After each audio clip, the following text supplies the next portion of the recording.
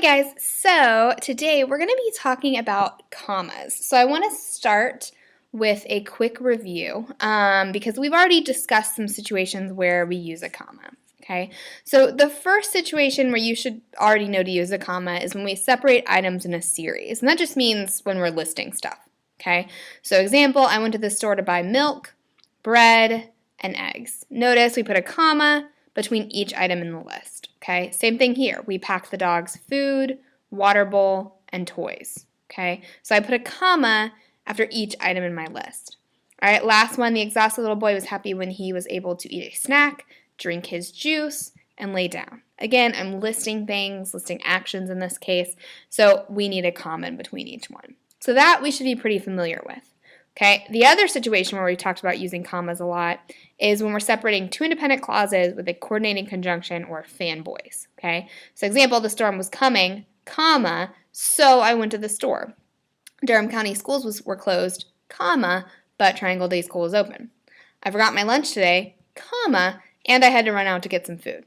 So we put a comma with each of those fanboys when we had independent clauses on either side. But there are a few more situations where we need to know to use commas that we haven't talked about as much yet.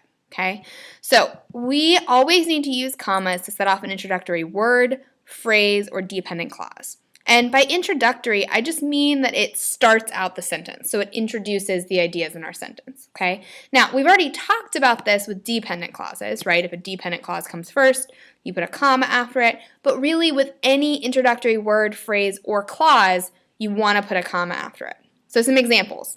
However, comma, I did not want to go to the zoo. So whenever you start a sentence with a transitional word, any transitional word, first, second, third, finally, next, then, in addition, furthermore, okay, you want to put a comma after it because it's one of those introductory words, okay? Another one, a phrase, in conclusion, comma, okay? Building a water park in Durham is a great idea. So we got an introductory phrase for our sentence. Now, dependent clause, after I studied for the test, comma, I passed it. So when we start with our dependent clause, we put a comma after it. All right, so let's look at some practice with this, since this is something that we haven't talked about altogether yet. We're going to add commas to these sentences as needed. Okay, so number one, when I graduate from high school, I plan to go to college. So I see that I'm starting with a dependent clause because I have my when, my WUBIS word, and then I have a subject I, verb graduate, okay, and then kind of finish out my clause with one of those add-ons, one of those prepositional phrases. So I need to put a comma right after that, okay? So when I graduate from high school, comma, I plan to go to college. Make sure you're adding that comma on your paper as well. All right, let's look at number two. Yes, that is a good idea. So notice that my yes is kind of separate from the rest of the sentence. It's like I say yes, and then I continue on with the rest of my thought, okay? So I'm going to want to put a comma after that, okay, because it was an introductory word. Number three, of course, you will need good grades to get into the college of your choice.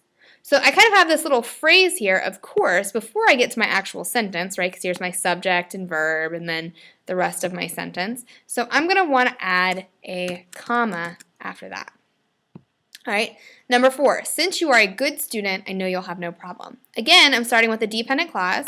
So I have since, then I have my subject and verb, you are, all right, and then the rest of my sentence, a good student. So I'm going to put a comma after that as well because I started with a dependent clause.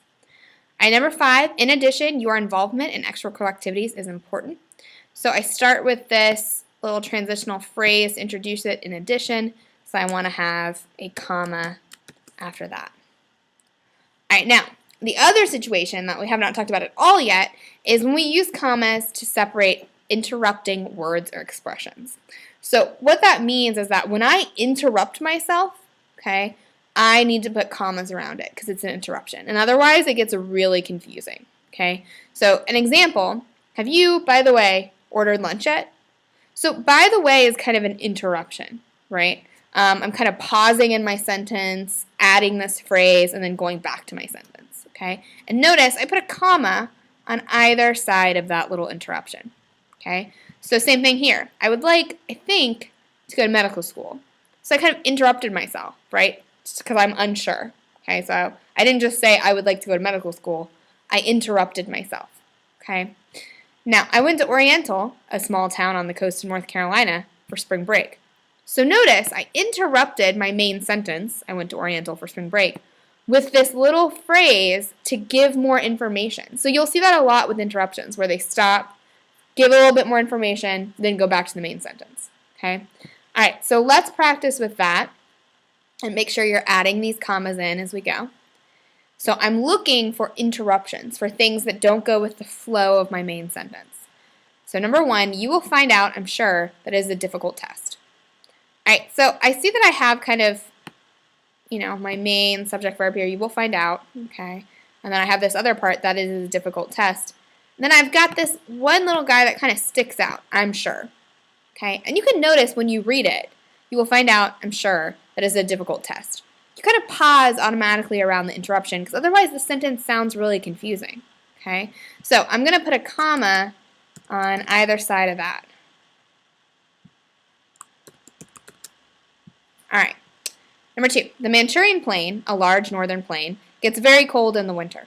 So this is one of those situations where I'm adding information. So I talk about this plain, okay, and then I give you this little phrase describing the plain so you know what it is, a large northern plain.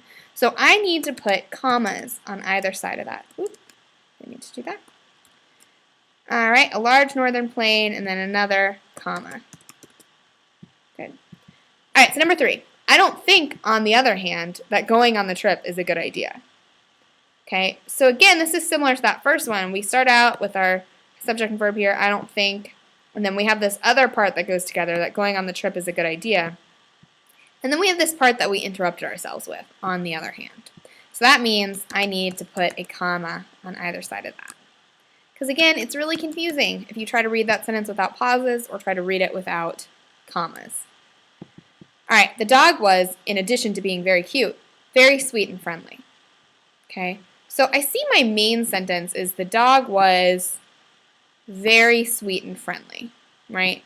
So this middle part, I kind of interrupted myself here. All right, to add that he was cute, okay? All right, the carrots were, I think, really gross.